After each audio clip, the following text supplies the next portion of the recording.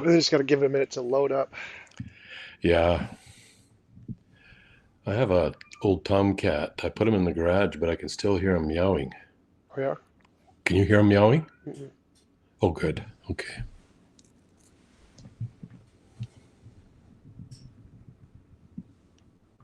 Can you hear? All right, it looks like we're live. So, Kirk, thanks for taking the time to come on and have a conversation with me. Would you mind telling us a little bit about yourself before we get started? Well, in contrast to yourself, I would describe myself as a theist, and I've been involved in discussions pertaining to God, philosophy, and science for quite a while now. And even in my own education, have taken degrees. Some of my degrees have been for the sole purpose of getting a better understanding and be able to communicate better in issues such as the problem of evil and suffering. So I did a master's in philosophy focusing on that and have published a few papers in various journals on that. And then also a PhD in biophysics, just focusing on the information encoded in biopolymers, which is relevant to, issues like intelligent design, for example. Apart from that, just a normal guy who likes canoeing, landscape photography, and married for 39 years with 6 kids. You like photography? I do too. I've been doing that as a hobby recently. Oh, good. Excellent. Yeah. All right, so just to jump right in, I'm an atheist, by which I mean I don't believe there's any reason to believe in the existence of a God. And could you tell me some of the reasons that you do? And I'd like to tell you my position on those reasons, and then I'd just like to hear your thoughts on my position. Yeah, well, it's actually an interesting question because a number of years ago, after a debate, a formal debate at one of the universities that I spoke at, I presented a few different arguments for the existence of God. And then afterwards, a student asked me which of the arguments that actually convinced me that God exists. And my answer is none of them, actually. None of them convinced me that God exists. I just thought they were good arguments that show that belief in God is rationally justified. I said the reason that I know that God exists is through personal experience. And that's how I know.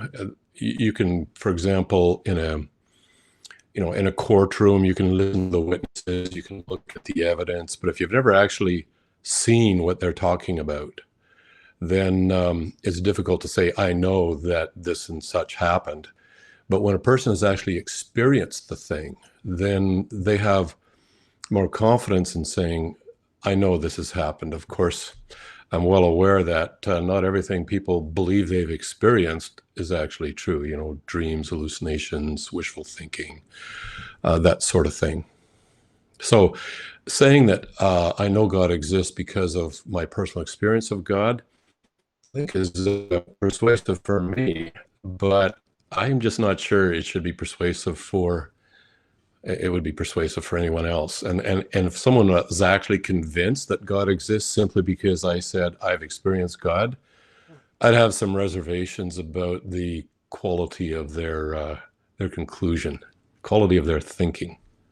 Yeah, I totally agree. So I wouldn't, I usually don't talk about people's personal experience because I don't want to, I mean, it is personal and I don't want to try and challenge their beliefs or say that they're just delusional or something. That's not my goal. I usually like to focus on just the arguments and are they good arguments? Yeah, And well, I think there are some very good ones. oh yeah, like what? What would be your preferred ones? Oh, I always like to start off with a form of the cosmological argument that I have, well, probably run by countless individuals over the years and tweaked and modified until it seemed to be decent. And it would simply go like, well, the start would be like this. Proposition number one, we know that nature had a beginning to its existence. Proposition number two, the cause of nature must be either natural or not natural. And then proposition number three, which is merely the logical conclusion of, well, actually, proposition number three would be it is logically impossible for nature to have a natural cause. That there's some circularity problems there and also a violation of the law of non-contradiction. So when you only have two options, and one of those options is logically impossible, then the second option no matter how much we might, find ourselves reluctant to accept it, must necessarily be true. So it logically follows that the cause of the universe must therefore be not natural. In other words, analytically identical to the concept of being supernatural. Now, of course, I haven't established the existence of God here. All that argument does is establish the existence of a supernatural foundation for the natural world. And I'm aware there are, a few different objections that could be raised to some of those propositions. Yeah, so from my perspective, the first thing that jumps out at me is the fact that you said nature had a beginning. Like, I'm not sure how you came to that conclusion. So I understand your argument was perfectly valid, but I could say the same thing about a God. I could say we know God had a beginning, and either God is created by God or not something other than God, and God couldn't logically create himself, therefore that proves something other than God. So my first question would be, how did you get to the conclusion that nature had a beginning? Yeah, well, typically a lot of people will invoke science at this point. We observe redshifts. Further out, we look in galaxies, which suggests that the universe is expanding. So if we go back in time, it converges at what we might call a Big Bang. Would you mind if And I pick up on that one point? Because that doesn't say yeah, nature had a beginning. That just says our observable universe had a beginning, because there's plenty of yes. natural things that can predate the Big Bang. So I don't think that would support the conclusion that nature had a beginning. Well, you've made an important distinction here between nature and the universe. So there's basically three options here for the origin of the universe. So one is that it's a one-shot deal, the Big Bang scenario. Um, that this is only one time when space-time, matter, and energy exploded into existence out of absolutely nothing at all, and therefore that would entail that the universe and nature are synonymous. They are one and the same things. Another option is an oscillating universe theory, which is kind of like a perpetual motion machine where the universe expands, contracts, expands and then contracts again and so forth. And the idea here is that perhaps avoid beginning.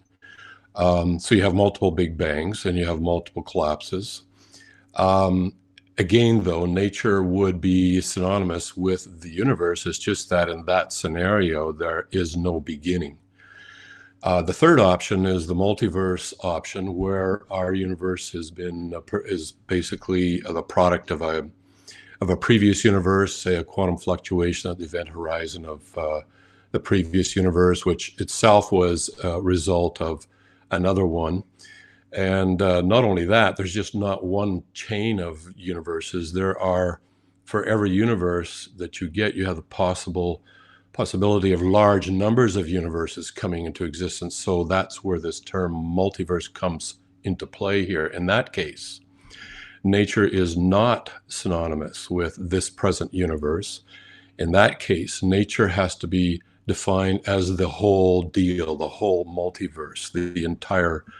Basically, the definition of nature boils down to all of physical reality. So if the multiverse is the case, then nature is the multiverse. And you could define it maybe even a little bit more precisely, but you could define it as everything that is composed of space-time, matter, and energy, or dependent on space-time, matter, and energy and laws of nature, where it's understood that laws of nature may vary from universe to universe, but ultimately laws of nature would be required for every universe within the multiverse.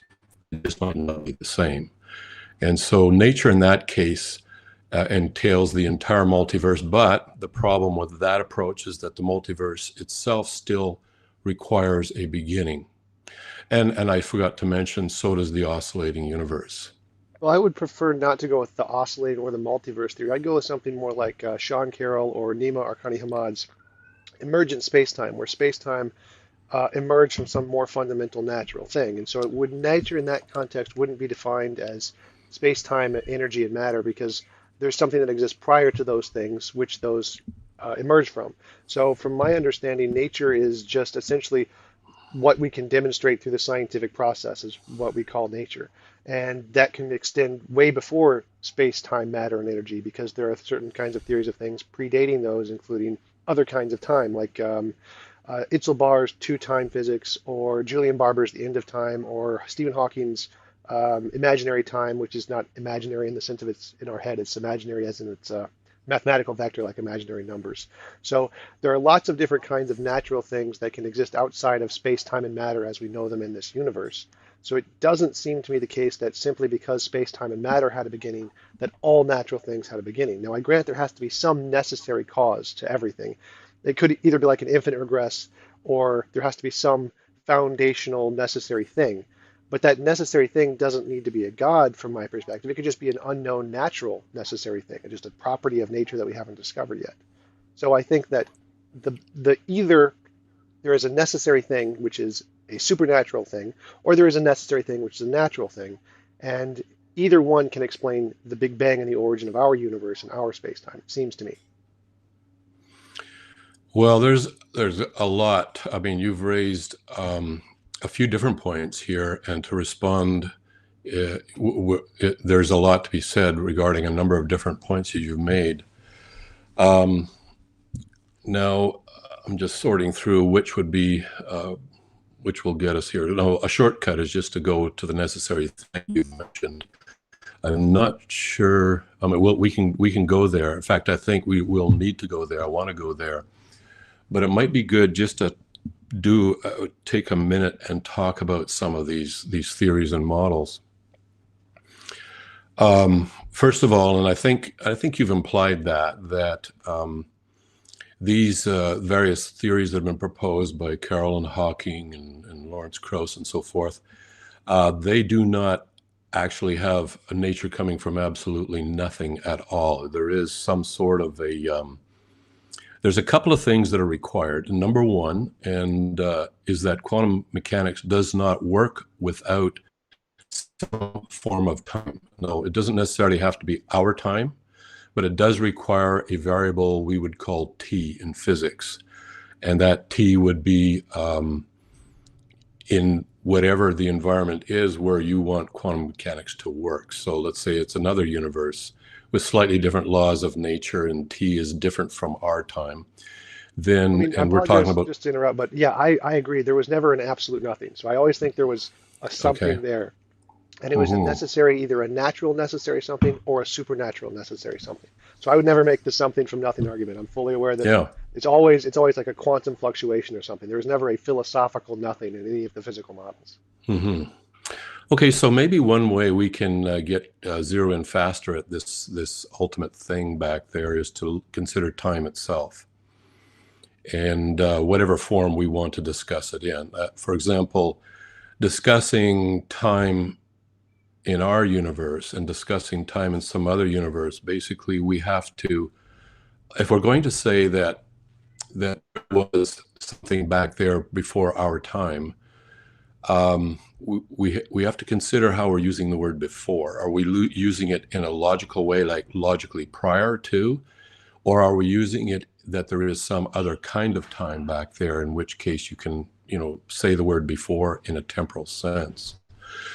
So the question is there infinite regress possible? And I would argue that it is not. And I can present that in a fairly short, concise way if you would like, Oh, I because I can think grant that that. I can say an infinite regress is impossible, and I say that the fundamental cause would be a necessary something. So there could be a time before our time, and maybe in a time before that, but there is going to be some fundamental core time at some point, which there isn't anything before, and it's just the necessary thing. so. If you have, are you talking about a beginning here at some point in the past where you have this fundamental core time? Like, just expand a bit on what you mean by this core time that itself would have a beginning, are you saying? No, I'd say there's something that's fundamental to just all reality. It is the necessary essence of time, essentially, and that is what all the other subsequent times emerge from. Okay, so I think in order to respond to that, I have to understand a little bit better what you mean by something that is the essence of time. What do you mean by that? It would be essentially like an analogy would be like Aquinas's pure actuality, pure existence. It is just the fundamental makeup of everything that exists, kind of a thing, and that all of the times that we experience, like the our temporal space or Hilbert space or imaginary time. All of those are things that emerge from this fundamental core thing, whatever it is. I don't know what it is. It's just Mm-hmm. some Mm-hmm. undiscovered natural Okay. property. Okay. So, I mean, I don't think you and I are that far apart here. It's just the nature of this fundamental thing that we're talking about. So let me say a few things about the fundamental thing.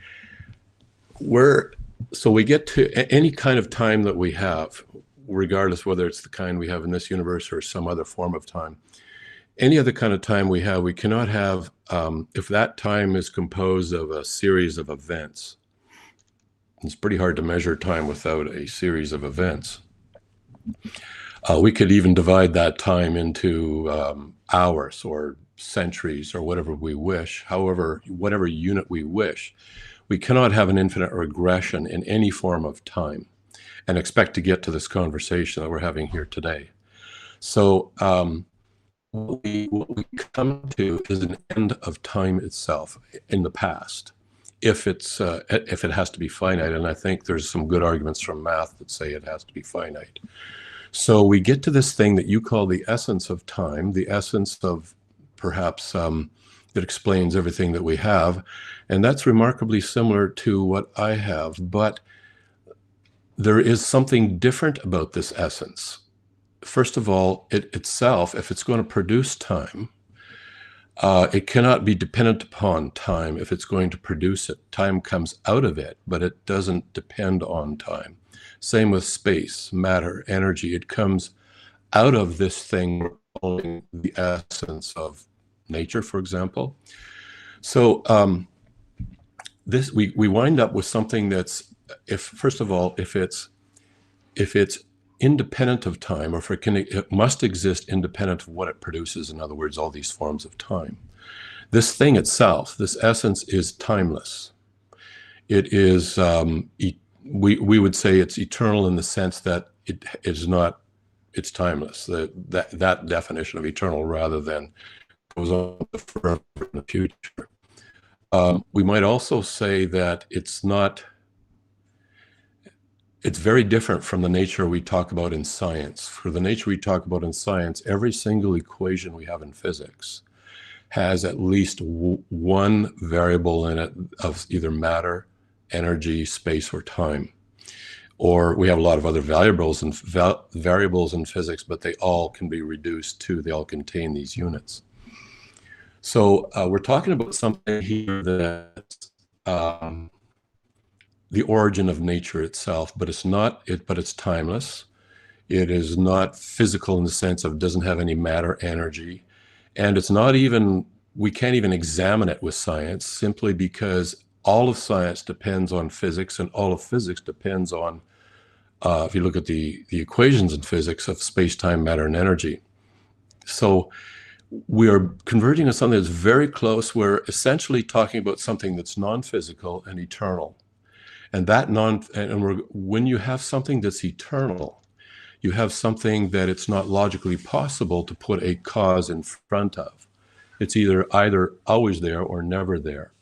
Or another way of looking at it is when we look at this essence, as you call it, this essence, if someone says, well, what caused the essence? The person who asked the question is assuming that there was a time when the essence did not exist, and then something produced it and now it exists. But the essence itself cannot be dependent upon time. So there is no time that can be smuggled in there in terms of, well, what caused that? So I'm wondering if you and I could not agree that the cause of nature, you see, I think where you and I maybe disagree a little bit here would be, you might still be tempted to call this essence nature. Is that correct? Well, yeah, the one thing I would disagree with what you said was that when you said there's no space-time, matter, or energy. Well, that's not exactly true. There's no known space-time, matter, or energy. There could always be other properties that are natural or physical that this is a part of. It just can't be any of the ones we currently know about. The ones we currently know about don't have that capability. That doesn't eliminate the possibility that there is a kind of space or a kind of energy or a kind of time or different natural properties we haven't discovered yet, which could be instantiated in this thing. So I agree that none of the known physics can describe this thing. That doesn't mean physics and science can't, in principle, describe it, or that it couldn't be described by unknown things we haven't discovered yet. So it could still be natural and physical. It's just none of the known natural and physical things can describe it. Well, there'd be maybe two thoughts here. Number one is that we'll go so far as to assert, and we'll call this an assertion, but I think it's based on pretty good stuff, that you cannot have physics without time. There is no equation in physics that does not have the time variable embedded in it. Either, let's say for mass, for example, mass equals emc squared, you've got c squared, which is a velocity of light, and so forth. You can't avoid time. Well, I mean, So if we're apologize just to interrupt right there. Julian Barber wrote a model which specifically does that and eliminates time completely. It's called the end of time is the name of his model because he takes time out of all of the equations specifically to do that. well, okay, I had a conversation a number of years ago with a cosmologist by the name of Unruh over at University of British Columbia. We were discussing a wide variety of these models. And this was the second thing I actually the second thought I had when you were talking about this. And he said that every model, he said something that kind of turned the lights on for me. At that point, I just had an undergraduate degree in physics and another one in mechanical engineering. So I had nothing in philosophy. I had not been trained on any other aspects of things, but I had a good enough grasp in physics and so forth to appreciate something that he said that had not occurred before. He says every model must have the key parts of that model must correspond to something in reality.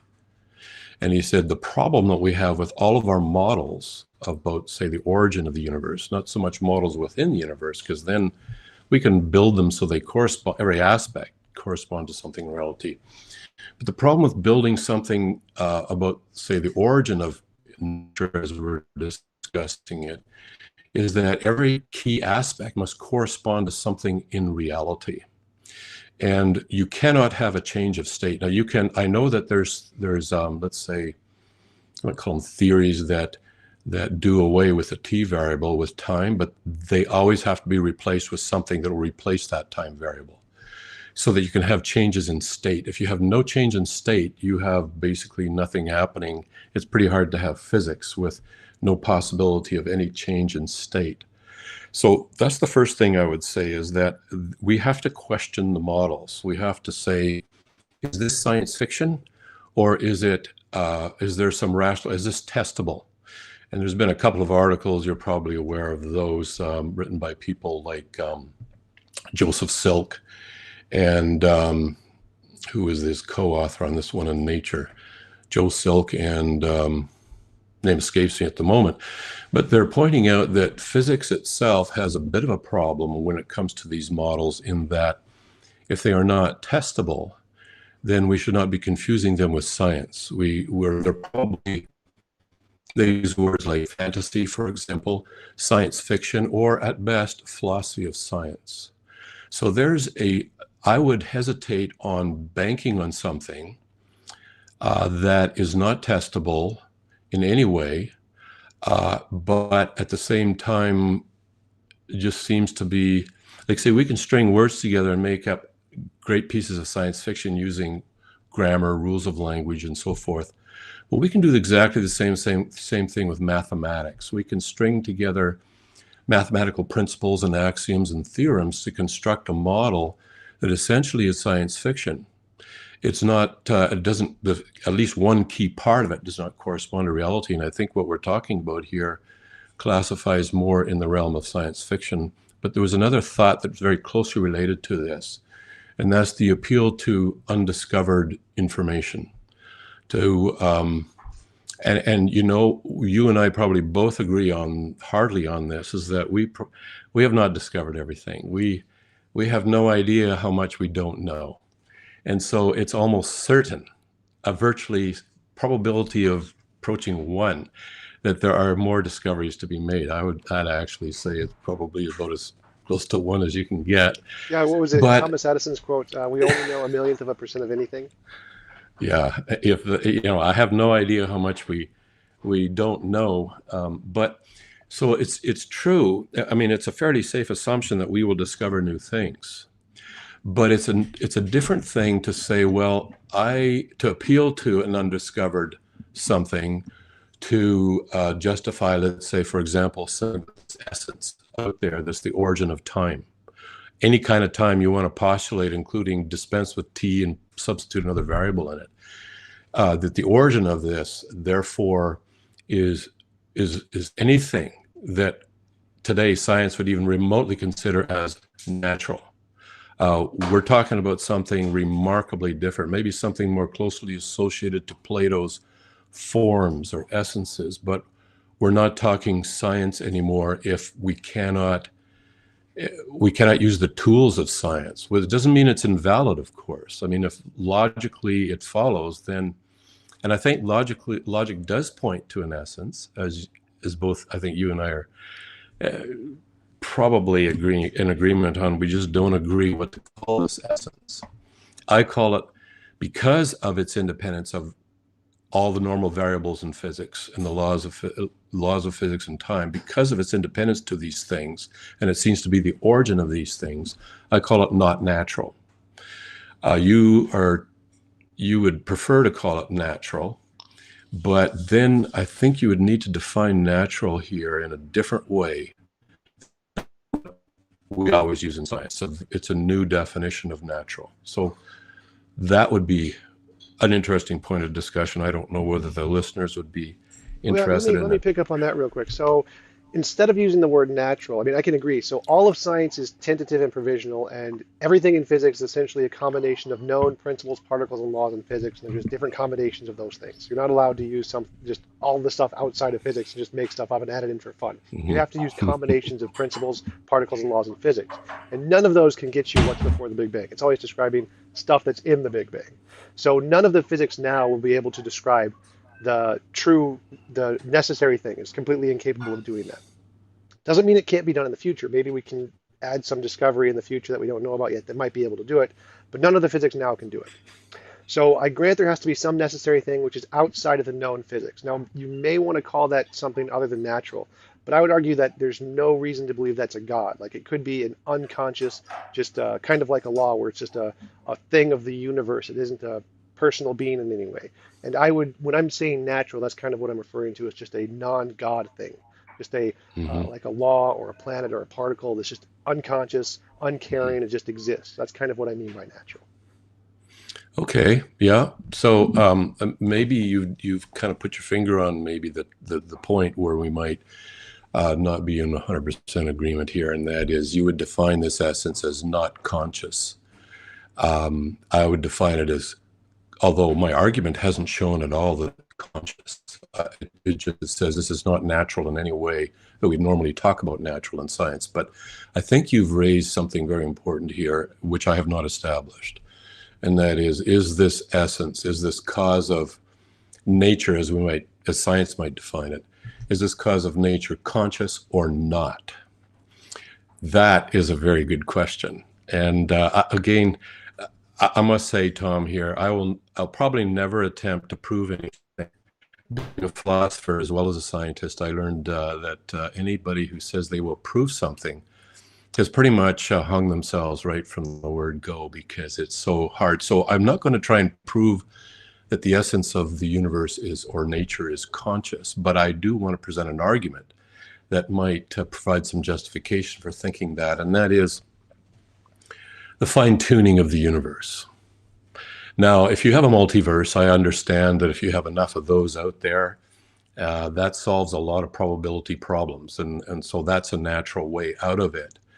But we don't know if there's a multiverse out there. It is a legit response, I think. In fact, it was, who was it? Ellis. Was it Peter? Was it George? George Ellis?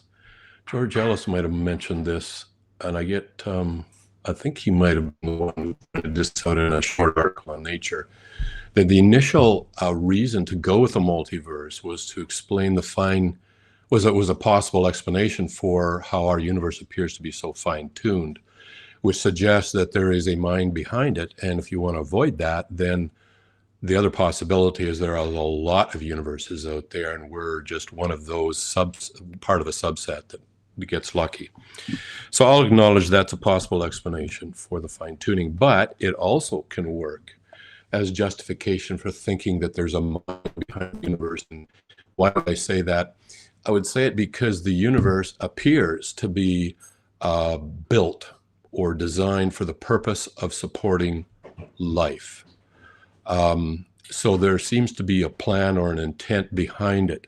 And that's something that you normally find in minds, that minds, if there's some plan, there's some intent, it's an indication of a mind behind it as opposed to just random luck. Now, the multiverse doesn't need a mind. You have the random, if you got enough kicks at the can and trials, so to speak, you might get lucky eventually.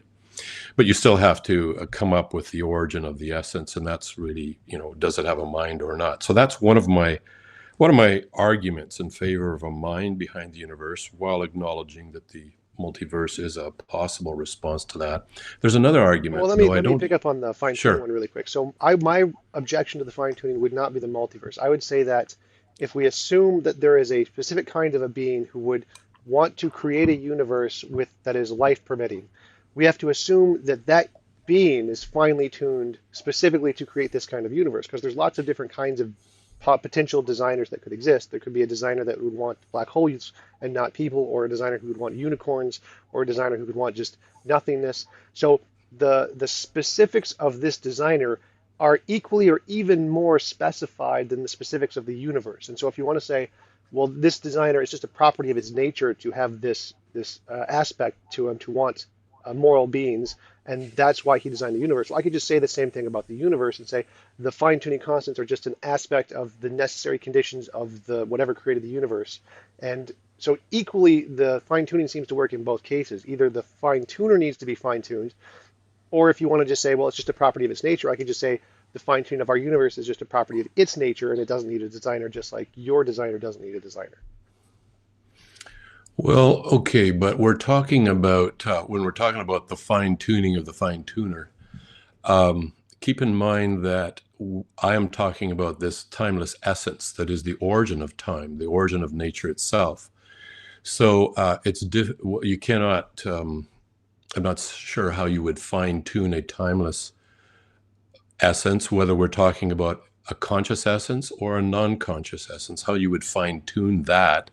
It has certain properties, and I'm saying certain properties of the mind, at least having a mind. Now, once you got a mind, wow, you've got a lot of different roads you can go down, and we just have to look around us at at humanity here and see what wild sorts of things people are doing and imagining. I just started reading a sci-fi short story last night. Actually, I read the whole thing. It was bizarre. But what I like about some of these things is they come up with ideas and scenarios that are totally off the beaten track. And sometimes they're just pure, it's just, you wonder if the author's insane or they're just a genius. And sometimes you have to figure out, is the author insane or a genius? But all this to say is that a mind is a very impressive thing. Now, what is a timeless mind like? No time to think, obviously, unless you measure time in terms of events. So the very first thought we use first from our perspective. But let's say the moment there's an event, you can measure time either as something real that actually elapses, or something that's simply measured in terms of events. And I would lean towards the second one, in that the timeless essence, the first event is the origin of nature, whatever that initial nature was. And so at that point, you have what we would call time, but it's measurable only by events. But I don't actually see a problem. I mean, we could use that same argument you put forward for anything that we saw, like anything.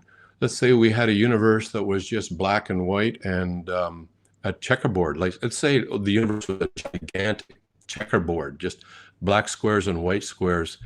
And we could use the same argument you just raised against having a mind behind that.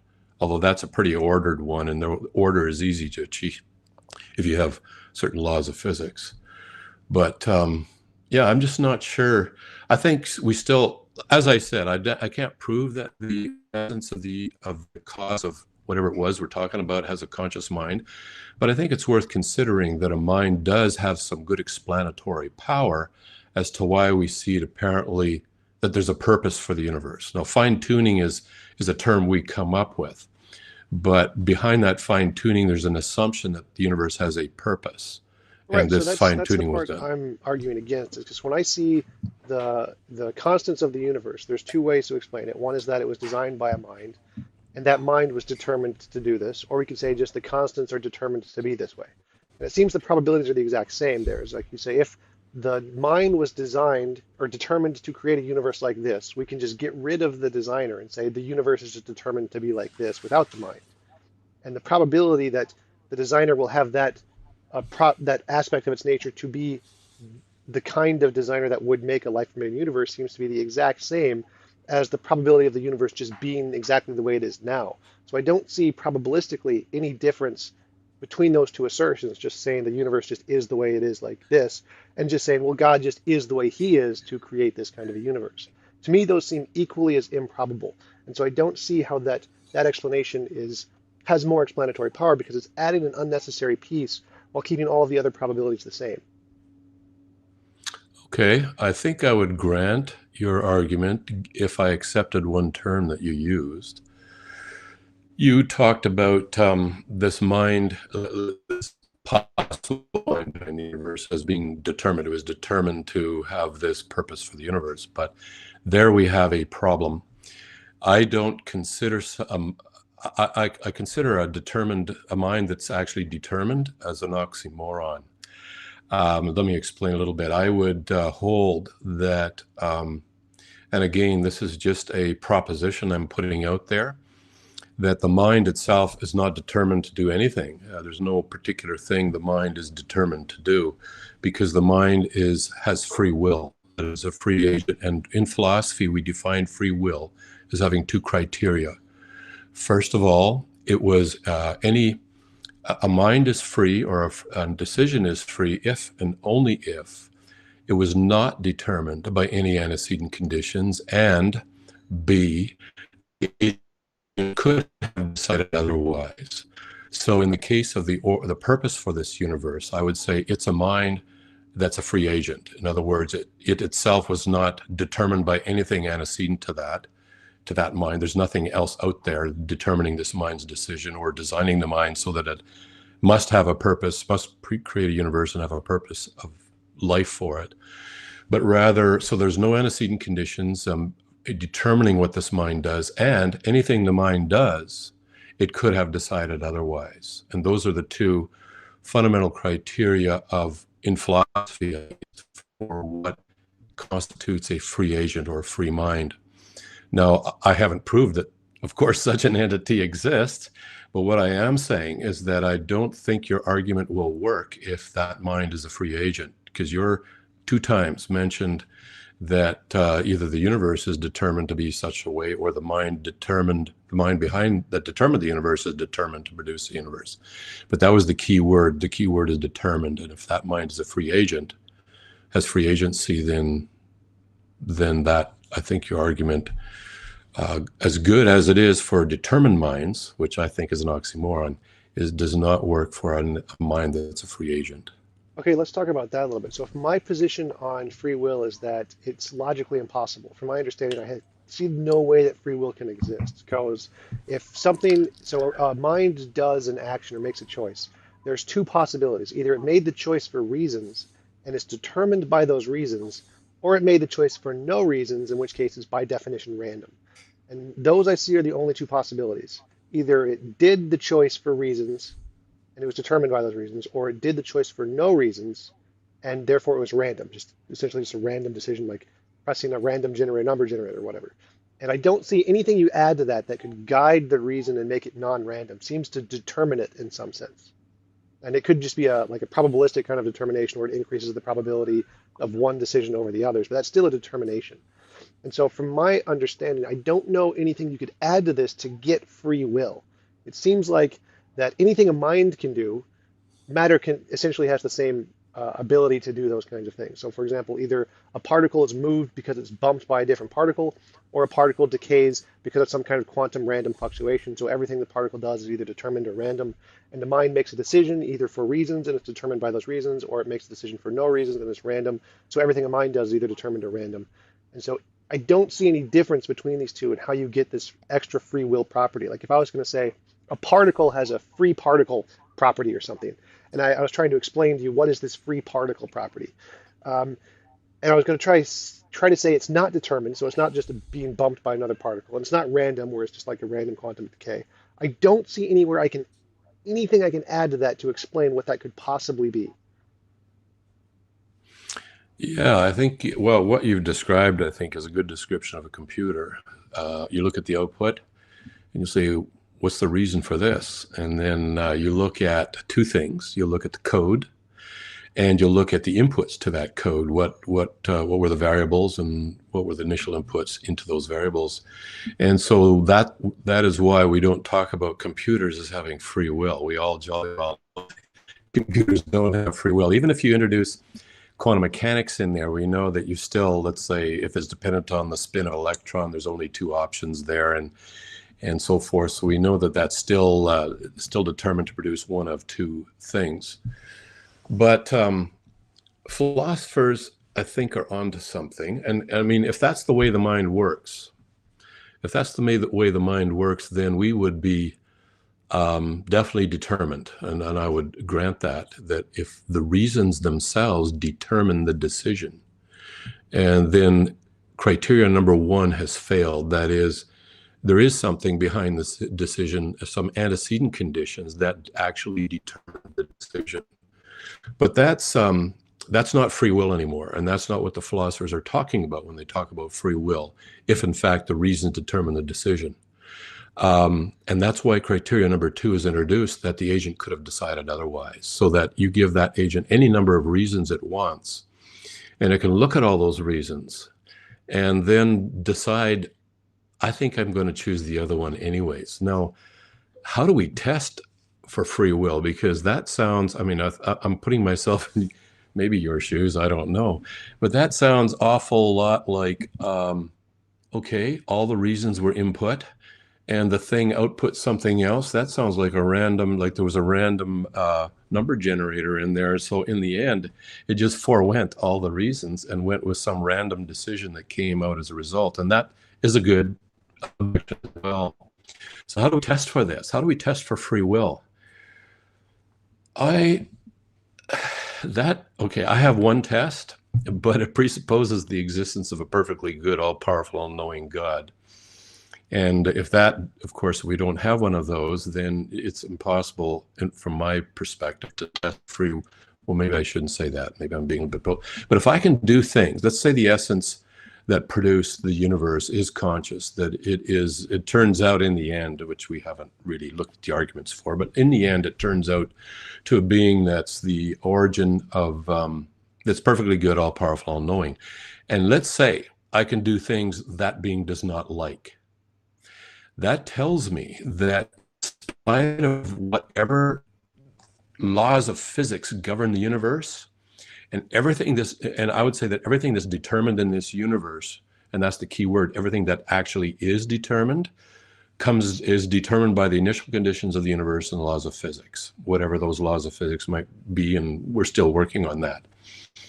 But if that's the case, so if God doesn't like something I do, then it's either a result of that decision was actually determined by the initial conditions of the universe and laws of physics, in which case it's actually God's fault, and he can't complain about something I'm doing that he doesn't like.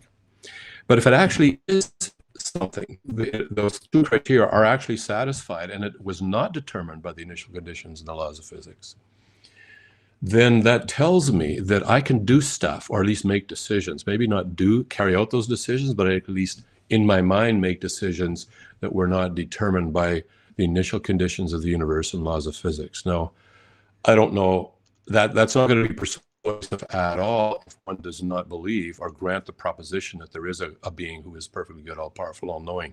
But it's one test, if one does believe in such a being, to be able to do stuff they don't like. There may be other tests from science, or at least partially based on science, we might be able to use. And I'm not sure we have the knowledge yet to perform that test, but it comes out of quantum mechanics. And I know various theoretical physicists, including Weinberg himself, Steven Weinberg, who I think is yeah, he's a pretty confident atheist. Let's put it that way. I read an interesting article by him a number of years ago. I think it was in the late 1980s. But he looked at the uncertainty in QM, and he basically says there's basically three explanations here. The one that has the greatest explanatory power is that dualism is true, that there is something about humans that are not determined by wave functions. And he philosophically rejects that one, and then he looks at the two others, and he scientifically rejects both of the other two. So we wind up at the end of the article still not sure what that indeterminism is caused by. However, I think there's a steadily increasing amount of evidence from QM that we do seem to be able to affect the evolution of a wave function. And so the answer, if you want to stick to science on that, is that we are also controlled by wave functions, but in a way that that we have not yet discovered. And so maybe someday we'll resolve that problem. But at the same time, there still remains a piece of evidence that humans are not controlled by laws of physics, at least the mind isn't, and we can make observations that actually influence how a wave function will evolve. So my interpretation of that would be, in order to test something, you first have to give a coherent definition of what it is. From my position, that's what's missing for free will. So if we use your example, could have been done otherwise. So we have all the reasons that are put in, and someone chooses to do otherwise. Well, the first question I would ask was, how did they choose to do otherwise? Did they do it for reasons, in which case it's determined by those reasons, or did they do it for no reasons, in which case it's random? So even if you choose to do otherwise, there has to be some mechanism of some way to allow you to do that. And that mechanism is like the free will mechanism, essentially. And if that mechanism is just another reason that we just didn't add into the other reasons, well, then it's just as determined as all the other things, and you haven't added anything new. But if there's no reason, well, then it's just random, because there's no reason to actually guide this decision. It just kind of happened. And so it seems to me that even if you could have done otherwise, how you could have done otherwise seems to still be stuck in that same dilemma of either done for reasons and determined, or done for no reasons and random. And I don't see any way you can get that done otherwise without one of those two things.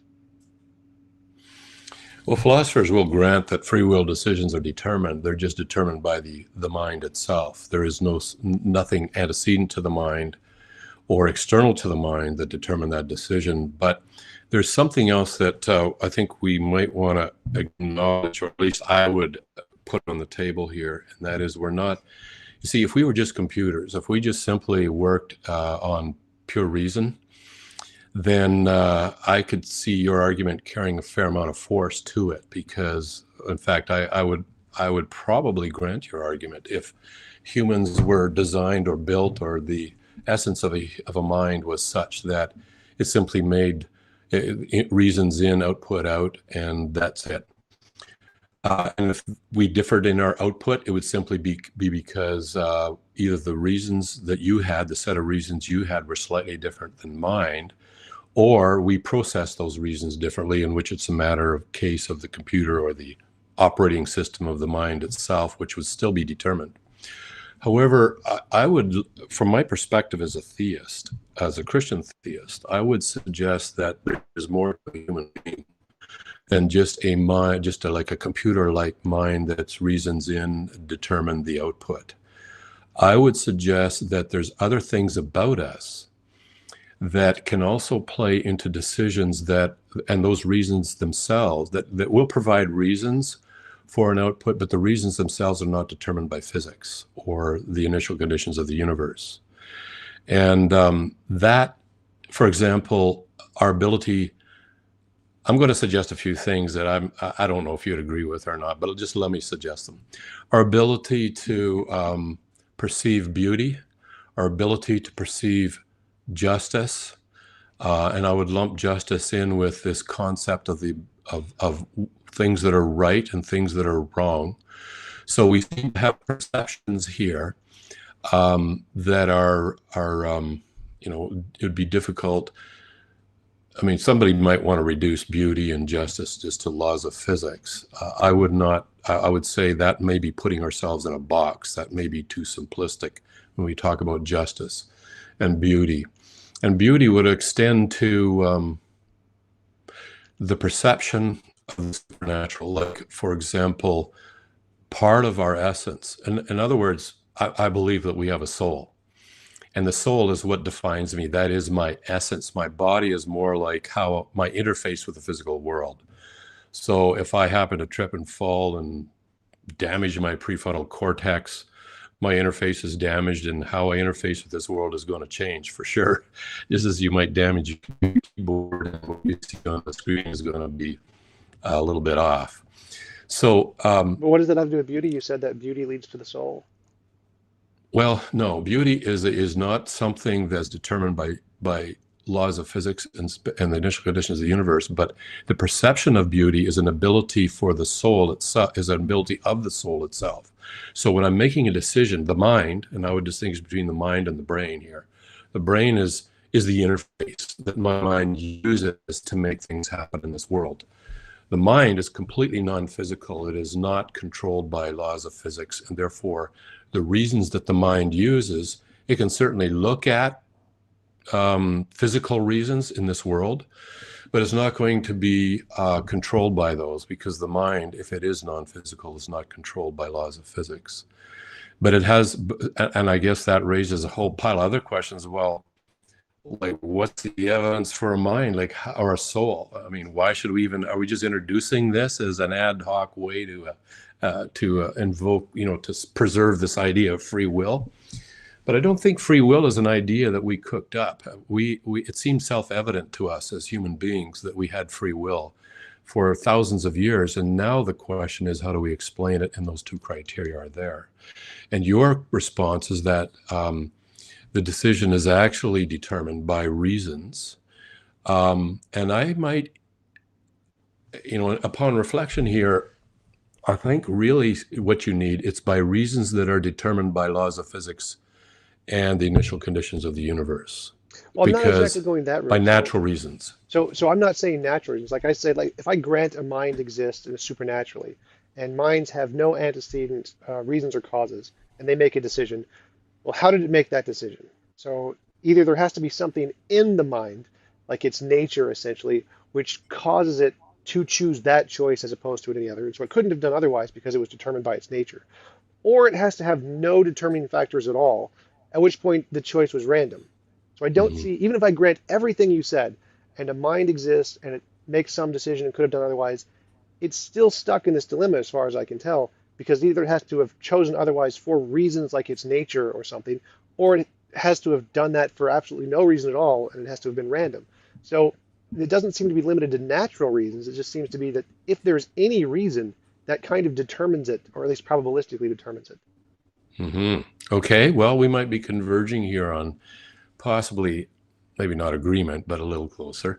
And that is these reasons that you talk about. You've granted that, or you're holding out that if there's any kind of reasons at all, and they don't have to be natural reasons, they could be reasons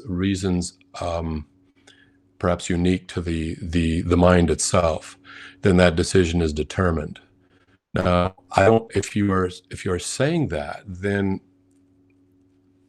you and I might actually agree, and the philosophers might agree as well, because I mean, the philosophers agree that a decision by a mind is still determined, but it is determined by the individual itself. So how does that work? Well, if all the individuals are essentially clones of all the other individuals, then talking about free will would kind of be, I guess, a bit pointless.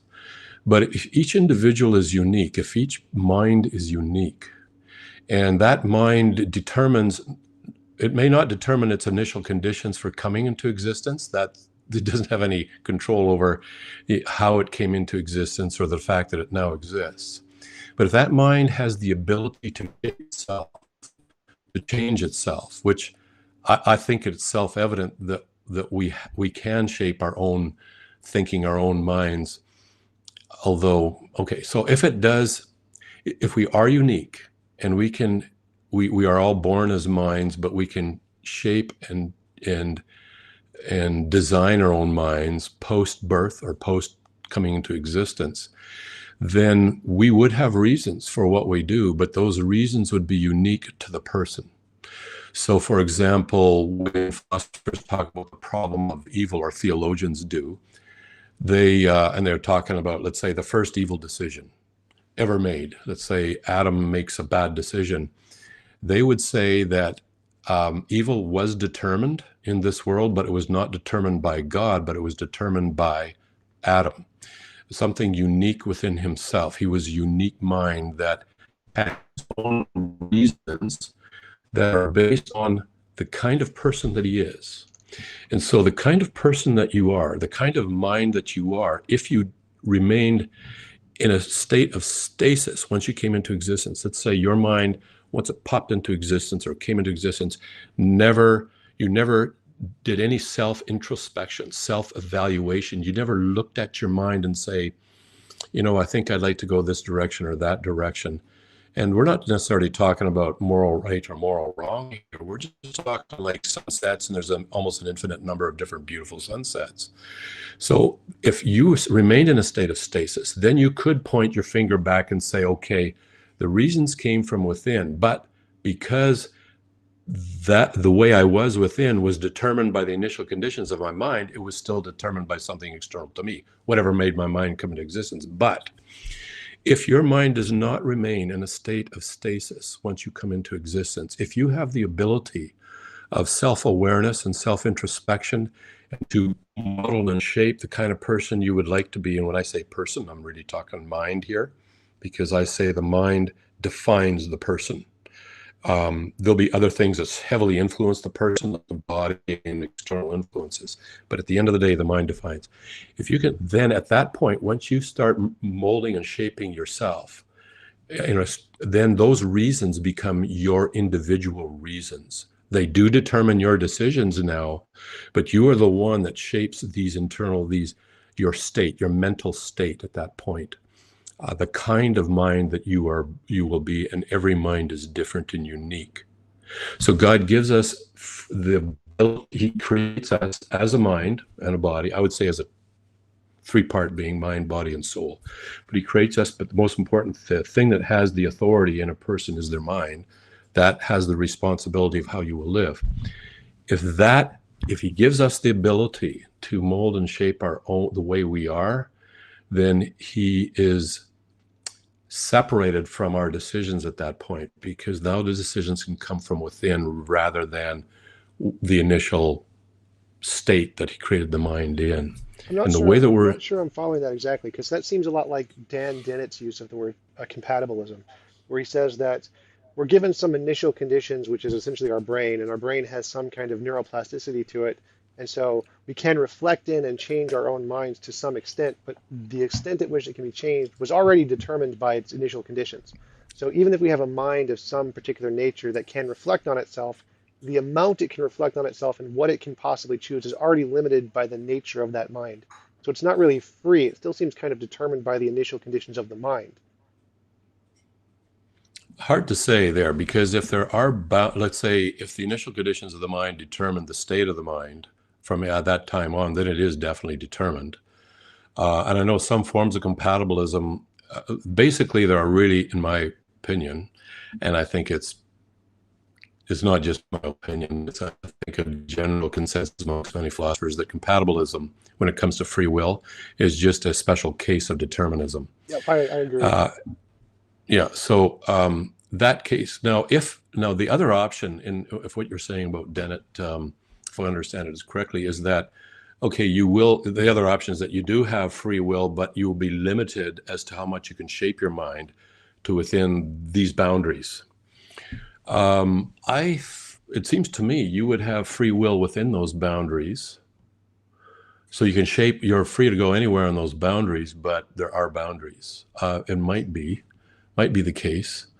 but you would have free will within those boundaries. Now, I haven't, philosophically analyzed this rigorously, but that would not negate free will. It would just say that there are limits to how much we can exercise that free will, possibly. Yeah. So I had a thought, and it just escaped me while I was considering Dennett's. Oh, compatibilism, free will. By the way, the ability to carry out decisions is not one of those criteria for free will, which many people confuse. So they would say, if I freely decide to rob the bank, God prevents me from doing so. He's interfered with my free will. And philosophically, no, the two criteria were still satisfied. It's just that you were not able to carry out your freely held decision. Yeah, like if I choose to eat a banana, but my arms are broken and I can't actually reach it or something. Oh, here's what I wanted to say about, I'm not sure Dennett's view. Does Dennett actually believe we have a mind that's distinct from brain, or does No. he essentially, okay, so So yeah, his yeah, if idea I was of to, free will is just that the neurological capabilities of our brain and our ability to reflect in those neurological capabilities is what he defines as free will.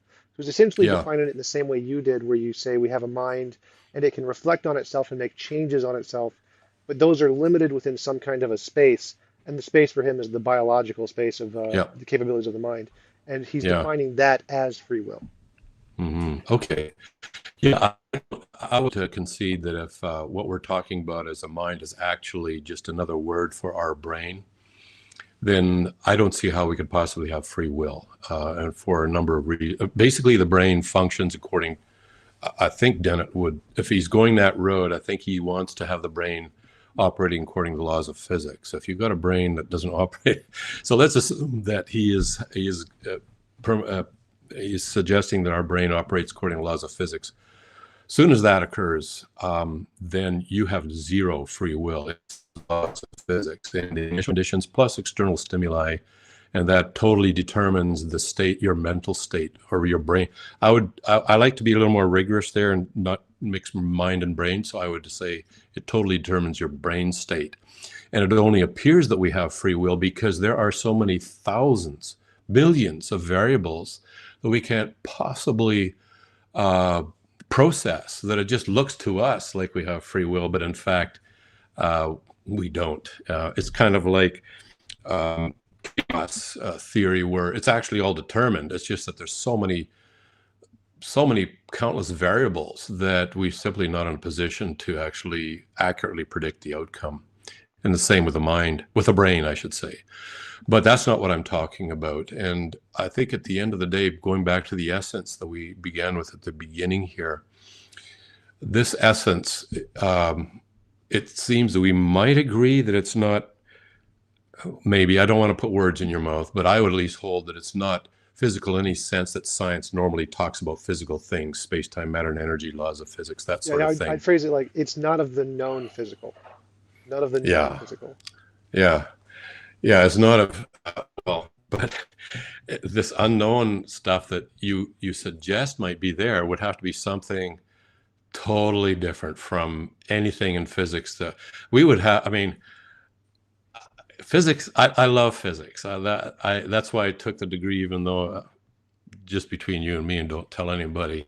There's not a lot you can do with an undergraduate degree in physics, but I just took it for the love of it because it's so nicely ordered, and it allows me to think so methodically about the world and so forth. But this essence that you and I talk about, um, it's it's nothing like what we would talk about in physics. It's just those variables would not be there. But the sticking point between you and I would be whether it's conscious or not. And consciousness.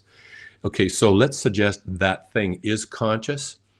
We're not talking about a brain out there, because brains in the Dennett's scenario here need laws of physics. They need matter. They need electrical impulses and so forth to work. So we're not talking about that kind of a mind. That can't be a brain. It has to be what I would call a mind. So if we grant, and there's other things we could explore. For example, there's this idea that if all the necessary and sufficient conditions exist for the natural world to come into existence, then the natural world will be in existence. In which case, if the essence of whatever it was that produced the natural world, if it contains all the necessary and sufficient conditions, and it exists in a timeless state, then the world should have no beginning, even if there is a problem from math to that. But Oh, I the would world, just a quick note on that. I would disagree with that because quantum states can still potentially interact and cause it to exist at some particular time rather than another.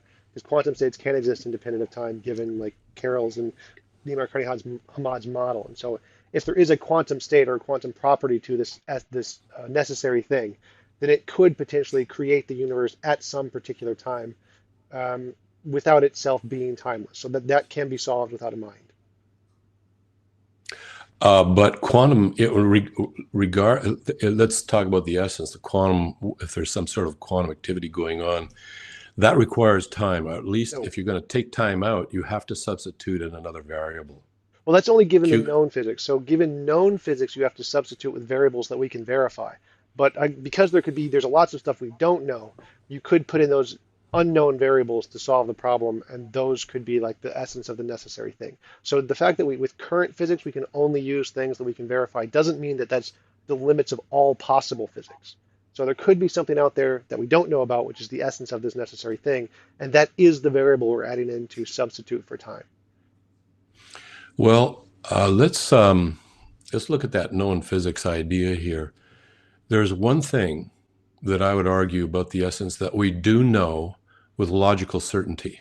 And the nice thing about logical certainty is that we can, science itself has a couple of foundations. One of those would be logic itself. So the principles of logic provide the foundation within which we can do science. And one of the things we could know with logical certainty, that the essence cannot be dependent upon any sort of time whatsoever, regardless of what we want to call it. We can call it different things. We can use different variables. And some QM theories that I have looked at factor time out, but they put another thing there that allows the quantum changes to occur. It's really time. They just call it something else. It can't have anything to do with that simply because of the need to, in that state, let's say we call that state in the essence, let's not call it time, let's call it pseudo time, or I don't know, let's call it J. So J, as opposed to K or L, but J is the thing that acts like time in the essence so that quantum events can occur. The moment we do that, we all know what we're talking about when we talk about J. We just don't want to say the word time. And there are physicists who have pointed this out. There is one at the University of Alberta. What was his name? Escapes me at the moment. But it's not, you don't need no physicist at the University of Alberta to point this out, is that QM will not work without something that acts like time, even if we don't want to call it that, in fact, and do something else. But the essence itself, that's a problem for the essence, because you have an infinite regression of that type of time. You have to have a beginning to that type of time. That's the problem. Right, but that only applies to known physics. And so when I go outside of known physics, just like you're inserting in this essence of a mind thing, I can take that there is a natural property, a natural essence, which is just pure essence, get rid of the mind, and it can do all of the same things without the mind. Because there are, and I'm using the analogy of quantum mechanics to show that quantum mechanics Mm-hmm. can do things independent of time, but it's using other variables, but it can do things independent of time. And so there are natural ways to accomplish those things that we know about. And so we can use those as an analogy to say there could be even more complicated natural things out there. So I grant that nothing currently in any known physics could describe this thing, but I can use it as an analogy to show that there are ways to escape time to be able to create a universe potentially in a particular kind of time. Just like we can pick a number, we can pick 42. There's infinitely many numbers before 42. I just picked 42. And quantum mechanics as like a number generator can do the same thing without a mind. It can pick a random number, like when a particle decays, there's infinitely many points in time where it could decay, but it picks one point as opposed to all the others. Just like a mind can pick a number at one point. So both minds and non-minds can generate a particular number that has an infinite amount of numbers before it just by choosing it essentially. And so there's natural ways to do it with a mind or without a mind. And the same thing could apply to the beginning of the universe. There could be ways to do it with a mind, but there could also be ways to do it without a mind. Okay. Let's talk about this idea of known physics. And you're right that, we don't know all physics. But what I'm talking about, this logical certainty that we know that the essence reaches a point where there are no longer any changes in state, which is another way of saying there's no longer any time. You have to reach, unless you want to have an infinite regression, which has a problem, you have to reach a point where it's no longer, you reach something, and that thing is no longer, there are no longer changes in state in that thing. And that's not due to known physics. And this is one thing I think I should make clear here. It's not known physics that's creating the problem that leads us to the conclusion that whatever that essence is, it cannot have anything to do with time. It's mathematics. And mathematics is particularly when we look at certain properties of countable infinite sets that tell us that show that we can demonstrate, and it's not that difficult. It's actually quite simple to demonstrate that a countable infinite set cannot exist if we're talking about a regression of events into the past. So the problem is not that known physics, maybe we'll discover something down the road but mathematics is a foundation of physics. Without math, we can't do physics. Math and logic, two are very close related. So if mathematics and logic dictate that the essence has to be timeless, and timeless we could define that different ways, but one of the ways would be it itself does not have a change in state. Anything, wherever you see quantum mechanics goes, it has to have something that permits a change of state. If you cannot have a change of state in QM, if no change in state is possible, then you don't have QM. So to make that change of state, you have to have some variable that allows that to occur. And when we're talking about the essence, we cannot have a change in state in order to avoid the infinite regression of change of different states that go back into the past. You hit a dead thing there. So what that essence is has to be something that is timeless, where we're going to use a broad definition that can be we can talk about T, or we can talk about changes of state. I don't know. Oh, one other thing, though, is I always get nervous in my own personal life about, let's say, invoking undiscovered, unknown things in order to hold a position, for example. So what I try and do in my argument that I initially presented for the existence of the non-natural or supernatural is to only invoke known things and rules of logic to arrive at my conclusion, or the logical conclusion, that the cause of nature itself cannot be natural. And of course, the sticking point is how you define nature, and we'll just go with the way science does it. So if we want to, and I realize known science is small, but one of the things that science is hobbled by is this belief of laws of nature, space-time, matter, and energy. So I'm not sure how we're ever going to science would discover something independent of those things, and still call it nature, or still, it's just an interesting thing. I have no particular profound words to say about that. But I am nervous. Like, say, for example, you've appealed a number of times to the unknown or non-discovered things. And as a person myself who really enjoys science fiction, for many years, the line between science fiction and science got increasingly blurred. And I realized only a couple of years ago that much of what I held to be science was actually science fiction. And I think part of it was some of those articles that Ellis and Silk published, and some of the other ones with regard to the multiverse and so forth. So that's one of my maybe responses to your undiscovered thing. Well, actually, I would agree with pretty much all of that. The reason I use that as an example is because, from my perspective, when you're asserting things like minds and free will and the essence of a God, those are all just asserting undiscovered things. You're just giving them a name as opposed to whereas I'm just leaving it pretty Yeah. arbitrary. And so, from my perspective, I'm simply just reflecting your own methodology and saying I can assert these other new properties of natural things, just like you seem to be doing about supernatural things. Yeah, well, that's a good point. I mean, I am referring to undiscovered things, but we need to be careful what we mean by undiscovered here. Perhaps we should say undiscovered by science. So science has not discovered a soul, for example, has not discovered one of these minds, that lurks within my brain, and it has not discovered, let's say, well, let's just keep it at that. But there is a difference here, and the difference is that it appears to be self-evident to, let's say, primitive people.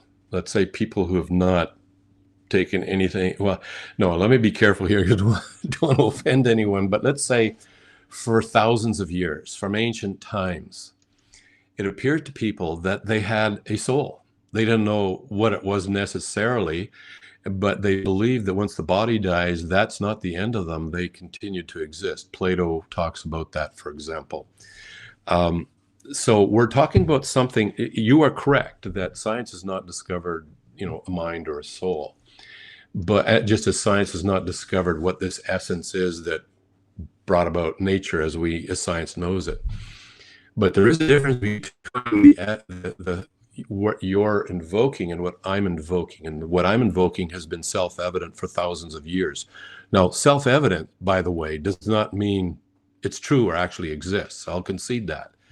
But it does provide a very good, it shows that at least not ad hoc. We don't cook up this, maybe let's cook up this idea of a mind or soul to explain such and such.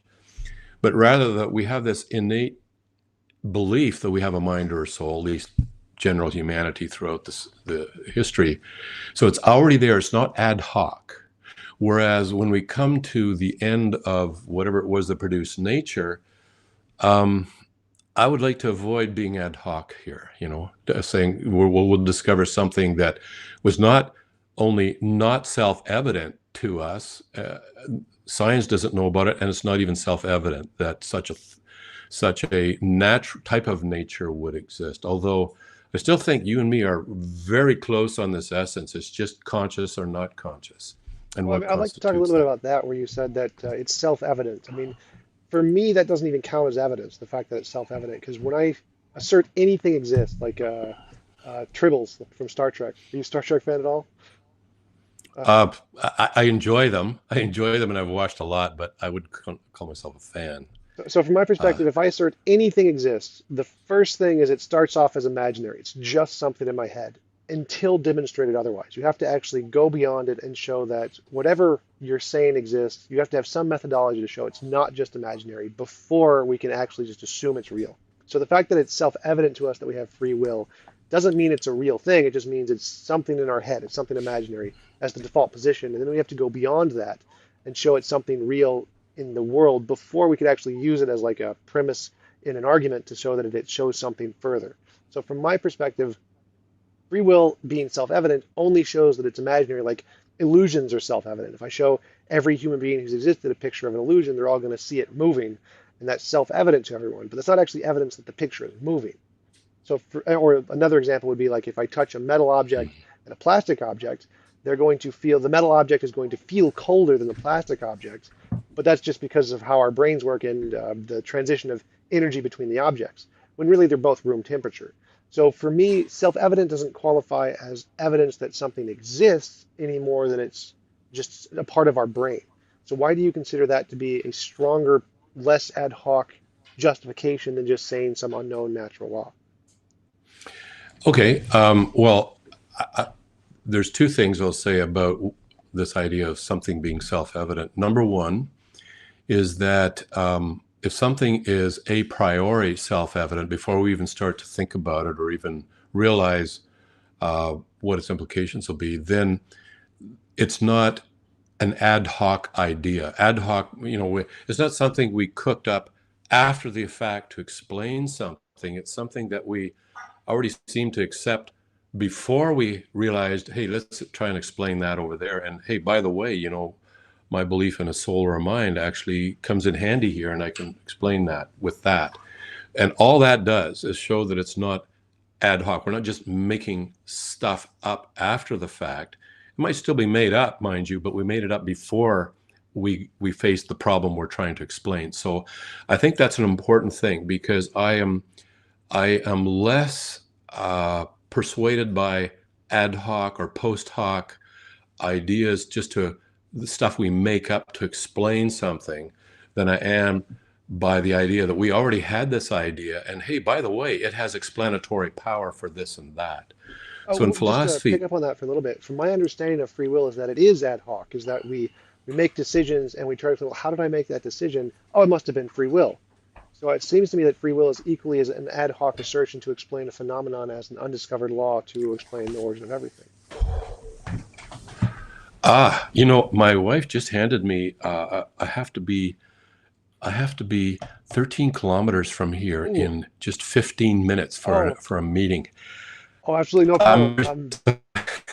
Yeah, thanks for coming on. I I really only slotted appreciate an hour it. in. I'll let you go. Yeah, We can we can easily pick this up some other time. I'm sorry, because you're raising excellent things, and I just don't have time, and I don't want to cancel this one because it's yeah, a doctor's appointment, and he charges you whether you show up or not. So I don't yeah, want yeah, to no problem. pay Go, for go. nothing. I'll contact you by email later. Yeah, great conversing with you. I really enjoyed that. You've raised some excellent points all along, and I appreciate that. Yeah, thanks for coming on. My Bye. pleasure. Bye.